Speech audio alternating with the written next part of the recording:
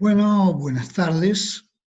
Bueno, ahora son buenas tardes. No sé cuando vean este video si va a ser buenas tardes o buenas noches o buenos días. Mi nombre es Héctor Gurbit. Primeramente quiero darle las gracias a La Palabra que Sana, a Raquel Fernández, a Claudia Vázquez por esta oportunidad que me dan para presentar mi libro Drones. Y bueno, hoy casualmente es el Día del Padre, y entonces, haciendo una reseña de dónde aparece este libro, que parece bastante curioso por el título, aparece porque yo fui durante muchos años lector, muy lector de ciencia ficción. Recuerdo que en la casa de mis padres había una pequeña biblioteca, una biblioteca que no tendría más de 1,5 metros de alto y a lo mejor 4 estantes. Había, entre otros libros, había 3 categorías de libros que yo recuerde. La primera era las obras completas de Anatole France. Las obras completas de Anatole France yo leía, bueno, porque estaba el libro ahí, las leía. ¿No? Quizás si no hubiera estado el libro ahí no hubiera conocido nunca a Anatole France.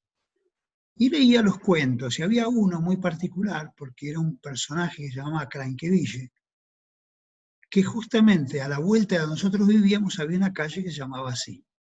¿Y quién era este Cranqueville? Este Cranqueville era un preso que después de más de 40 años de estar encarcelado, le dan la libertad, sale a la calle y se da cuenta que él solo en la calle no puede mantenerse.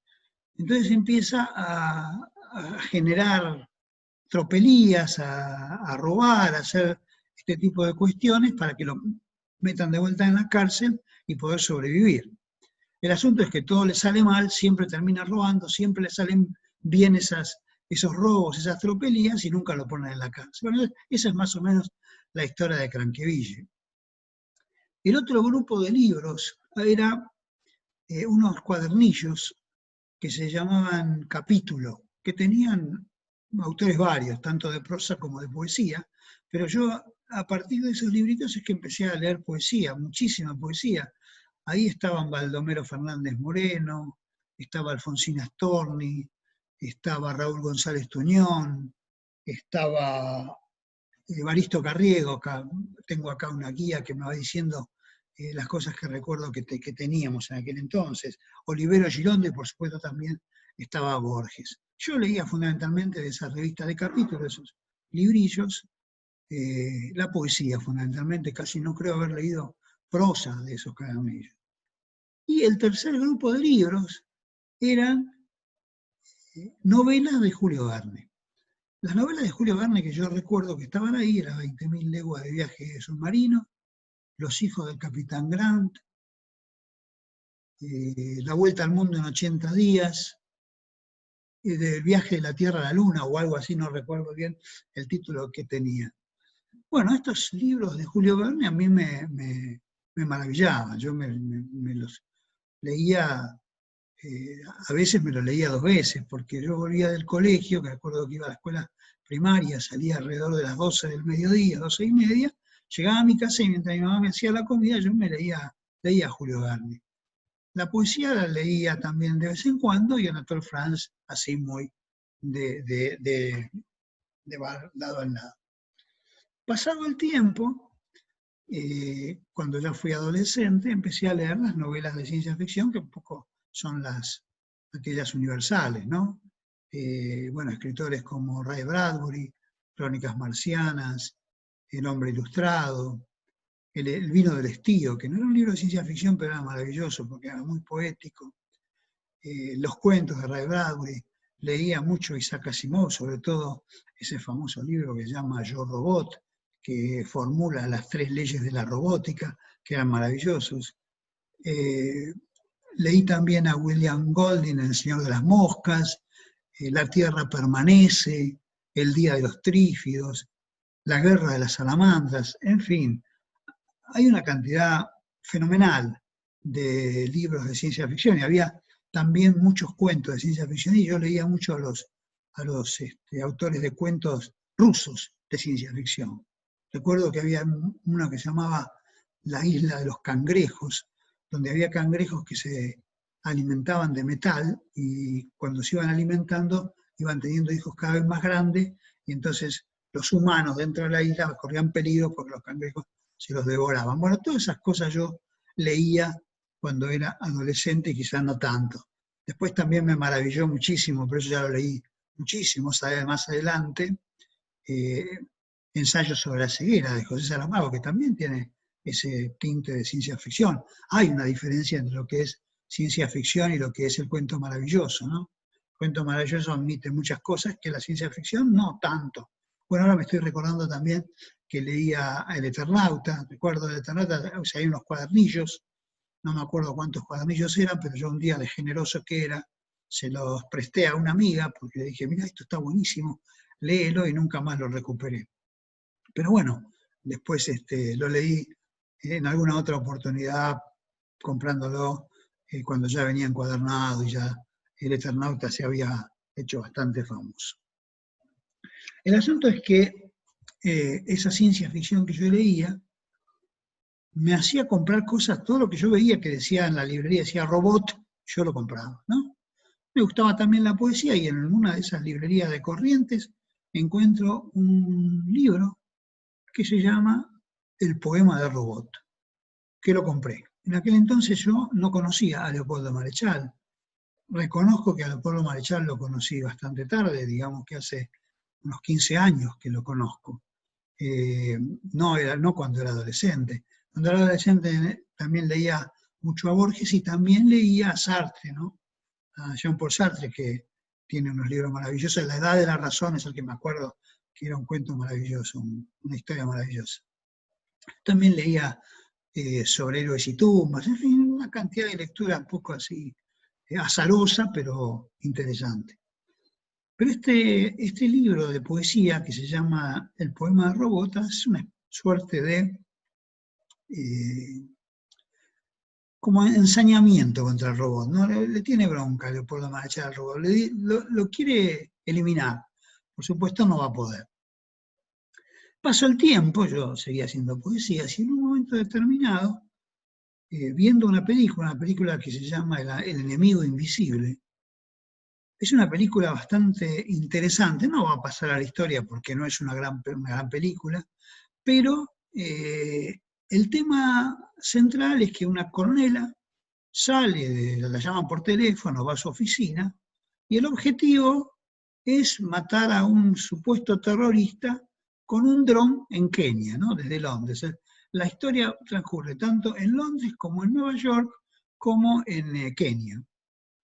Bueno, la película es una película típica norteamericana, hollywoodense, no sé si era norteamericana o inglesa, donde por supuesto hay una niña que no quieren que muera por los daños colaterales, todo mentira, todo eso es para darle un cierto ritmo a la película, pero el objetivo fundamental es ese dron que se manipula desde una oficina desde Estados Unidos y que matan terroristas y a todos los que están alrededor, porque no está cuidando a ver si mata solamente al terrorista. Aquellos fueron daños colaterales. La niña, le cuento cómo termina, porque en realidad es una película que pueden no verla. Por supuesto la niña también muere. Y ellos se congojan, pero cuando termina su jornada cierran las computadoras y salen y se van a su casa a dormir, como si no hubiera pasado nada. Y yo dije, caramba, los drones son los hijos de robot. No hay drones sin robot. Así que dije, pero caramba, ¿el dron se utiliza solamente para matar? ¿El dron tiene esa función? Y bueno, yo encontré muchas razones por las cuales el dron se dedica a esto que es hacer atentados a lo lejos. Y el último, creo que ustedes lo deben recordar, acá me anoté el nombre para no olvidármelo, en enero de este 2020, con un dron mataron a un general iraní que se llamaba Qasem Soleimani, que quedó, dice la crónica, quedó hecho jirones. Finalmente entonces surge este libro que fue presentado en su oportunidad en un concurso en Australia y afortunadamente sacó el primer premio y me dieron unos pesos con los que pude editar el libro.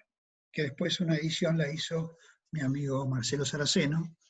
Y bueno, de este libro, que es Drones, vamos entonces a leer algunos poemas. Son cortos, por eso pienso que no los va a aburrir.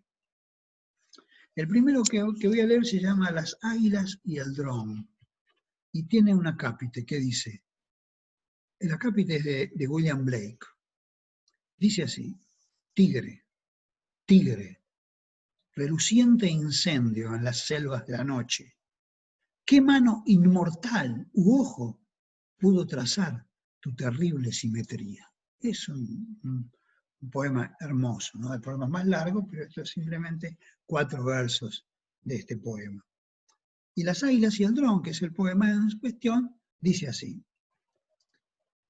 Los drones pueden perder batallas, aunque luzcan caparazones de hielo y dientes de cristal y obedezcan al joystick luminoso de los equilibristas.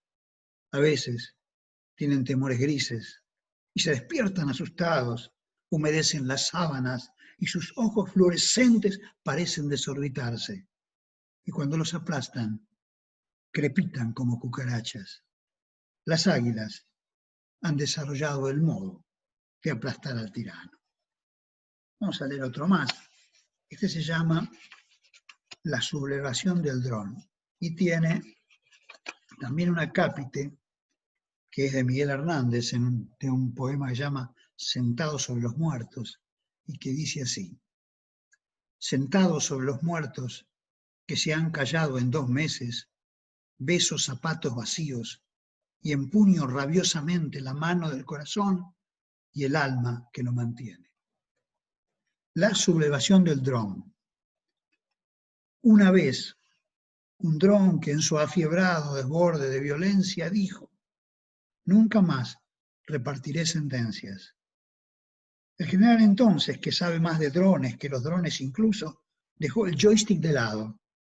El dron manifestó su deseo invisible de no dañar al prójimo. Los drones obedecen, no tienen iniciativa alguna.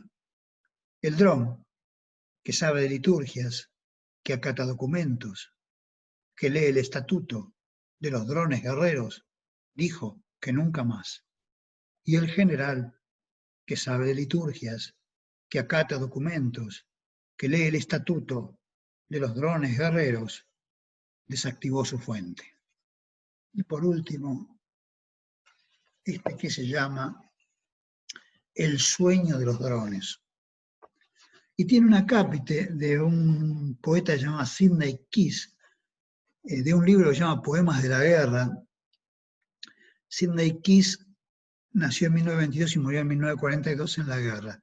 Y él escribió varios poemas, y en uno dice estos versos que son terribles. Dice, soy el hombre que buscó la paz y halló en sus ojos alambres de púa.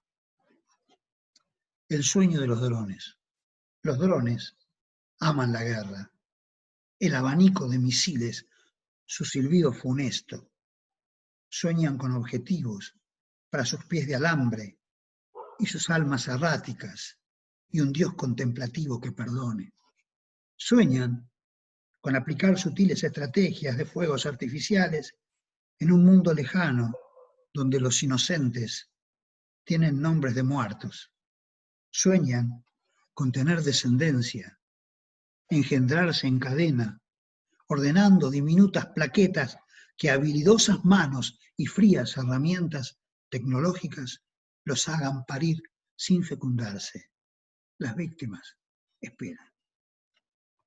Muchísimas gracias por haberme escuchado, muchas gracias por haber participado, por haberme dejado participar en este video con la palabra que sana, y en el Día del Padre les deseo a todos los padres que sean muy felices.